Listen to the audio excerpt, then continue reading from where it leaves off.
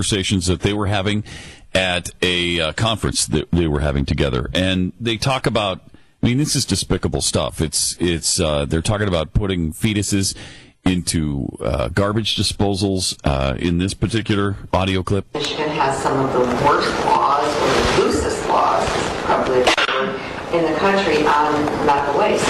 So anybody can handle medical waste. They were just going to kill us about what we had to do with it. We had no idea who was going to be responsible for having to pay for all of this.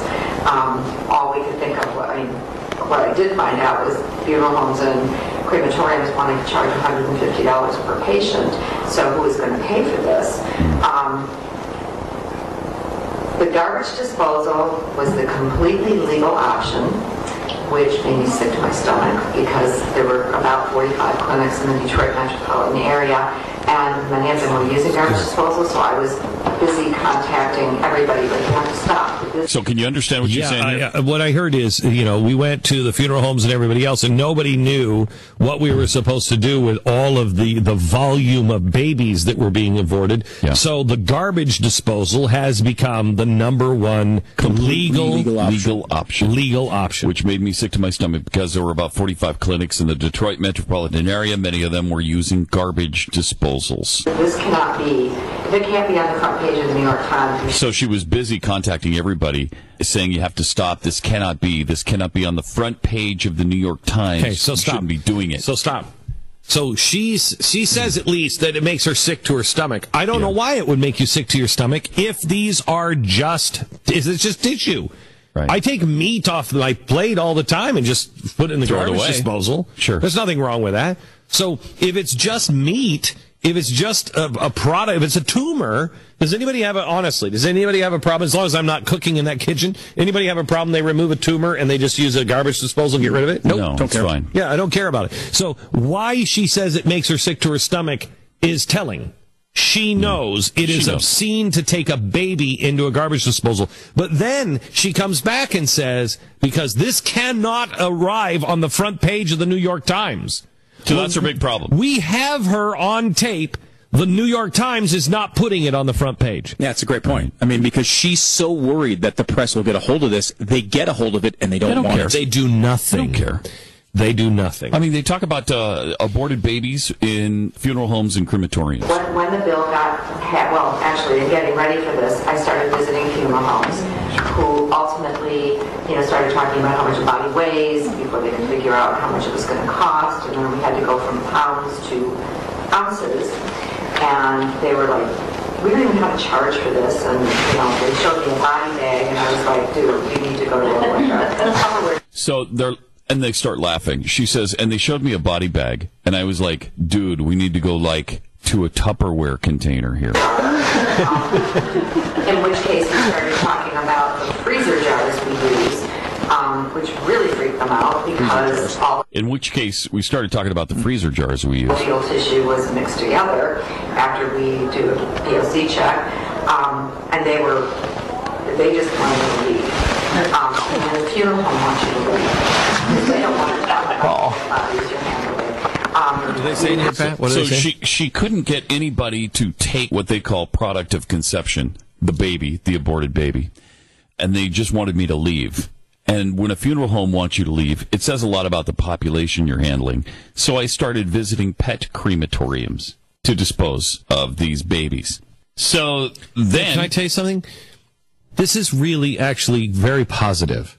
That funeral home said, I don't want anything to do with it. I don't want that. That pet crematorium said, I won't do anything about this. No. And that says something about the moral conscience of people. That says there's something in them that says, no, I don't want this business. No. I don't want this business. And it speaks volumes about the press and the elite.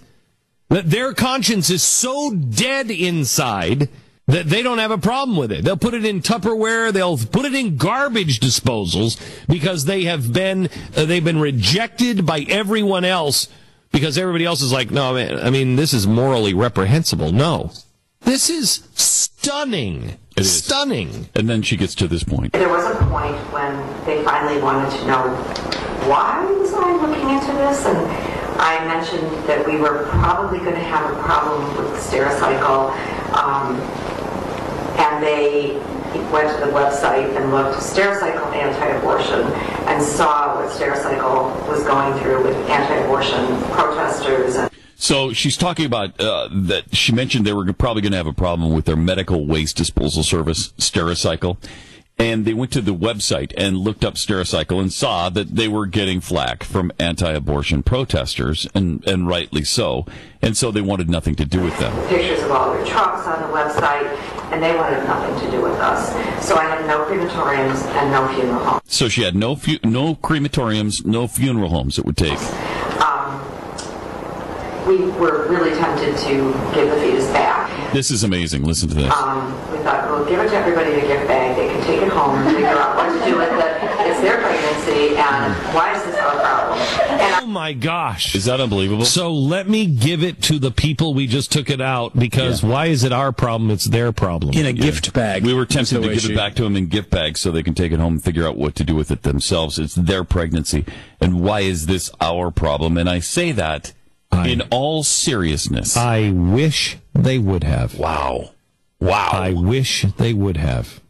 I mean, any person, they would not have been able to deal with that. Tell me that's not Nazi-like. It is Nazi-like. I don't care if it's inappropriate to say. It's not inappropriate to say. It's not. It isn't. It's not inappropriate to say. 55 million babies. I saw a picture I've never seen before. It comes from Auschwitz, a picture of a stack of limbs. Okay? What they were doing in Auschwitz was they were taking these Jews and they were just cutting their limbs off and then seeing if they could sew them to other people. Okay? What they were trying to do is, because they were trying to see if we could repair people lose their arm in war, they lose their arm and a leg in war. Can we give them parts? Yeah, can we make them interchangeable? Wow. Okay? Didn't work. And so at the end, there is literally this picture of the most amazing thing I've ever seen. Huge stack of arms, huge stack of legs. Ugh. They just cut them off of live people and tried to put them on other people. What is the difference? What is the difference? They're taking live organs, live brains, live everything from these children, killing them and putting them into somebody else. What is the difference? Don't apologize, Pat, for saying this is Nazi-like. Don't apologize to society for pointing out that the same people that are doing this under the auspice of the same organization that helped the Nazis develop their programs. Yeah. Period. Don't apologize for that.